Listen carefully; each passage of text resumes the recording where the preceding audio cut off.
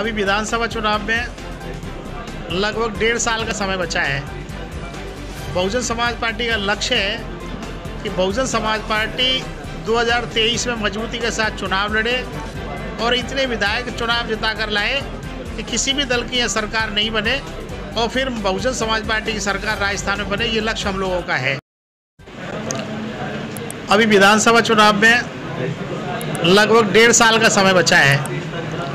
Bahujan Samaj party का लक्ष्य है कि बहुजन समाज पार्टी 2023 में मजबूती के साथ चुनाव लड़े और इतने विधायक चुनाव जिता कर लाए कि किसी भी दल की यह सरकार नहीं बने और फिर बहुजन समाज पार्टी की सरकार राजस्थान में बने। ये लक्ष्य हम लोगों का है। अभी हमारे नेशनल कोऑर्डिनेटर आदरणीय आकाश आनंद जी ने दिल्ली में एक बैठक बुलाई थी और दिल्ली में कहा कि मजबूती के साथ सबको जुड़ना है। इसके लिए आपको संगठन में जो निष्क्रिय लोग हैं उनको हटा करके सक्रिय लोगों की नियुक्ति करनी है। तो 21 अप्रैल को हम लोगों ने पूरे राजस्थान का जिले का और विधानसभा का संगठन भंग कर दिया था। तो धीरे धीरे करके हम लोग सारे जिलों की घोषणा अब तक कर चुके हैं। लगभग 30 जिलों की घोषणा हमने कर दी है, जिसमें अलवर जिले के संगठन की भी घोषणा हम लोगों ने की है। नया जिलाध्यक्ष हमने यहाँ बदला है, जिले के प्रभारी लगाए हैं, जौन प्रभारी लगाए हैं, ताकि 2023 में हम लोग लक्ष्य को हासिल कर सकें। आज इनका मकसद था कि जो नई कार्यकारिणी बनाई गई है उस नई कार्यकारिणी को शपथ दिलाई जाए, गेट टुगेदर हो।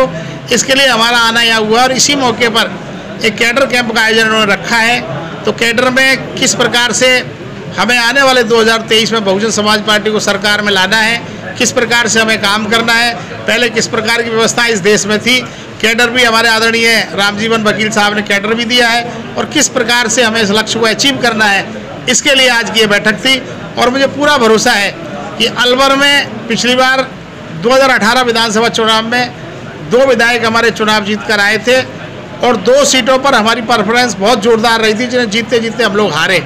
अब की बार हम लोगों का ये लक्ष्य रहेगा कि जो 2 विधायक पार्टी छोड़कर गए हैं, वैसे तो हम लोग सुप्रीम कोर्ट में इनके खिलाफ जो है एंटी डिफेक्शन बिल के तहत मुकदमा लड़ रहे हैं। मुझे पूरा भरोसा है कि चुनाव होने से पहले ही उसका रिजल्ट आ जाएगा।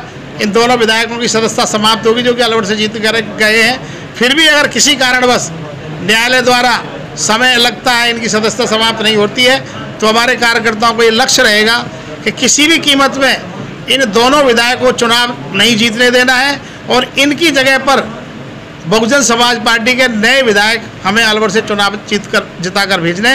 ये बहुजन समाज पार्टी का लक्ष्य है। किसी भी राजनीतिक पार्टी में ऊर्जा भरने के लिए युवाओं का होना बहुत ज़रूरी है।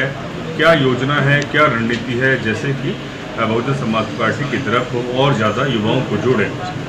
देखिए, अभी करीब 6 महीने पहले ही आदरणीय बहन कुमारी मायावती जी, जो कि पार्टी की राष्ट्रीय अध्यक्षा हैं, उन्होंने मंच से अनाउंस किया कि हमें जो है अपने संगठन में, चाहे वो सेक्टर का है, बूथ का है, विधानसभा का है, जिले का है या प्रदेश का है, संगठन में 50% युवाओं को भागीदारी हमें देनी है।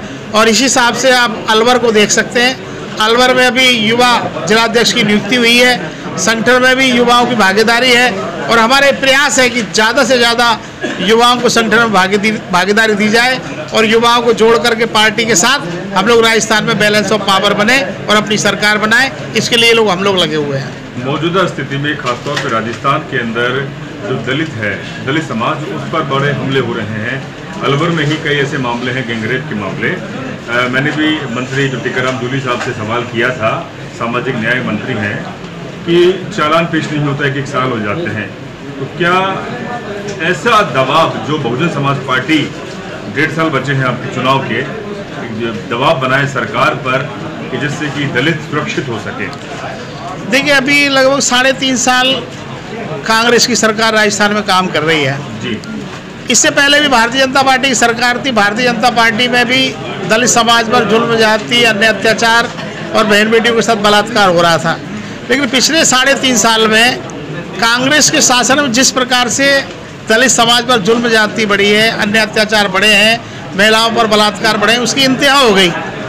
राजस्थान में कई इलाकों में दलित समाज ने ये सोचकर कांग्रेस को वोट दिया था कि शायद कांग्रेस अगर सत्ता में आएगी तो दलित समाज के साथ न्याय होगा, जुल्म जातियाँ रुकेंगी।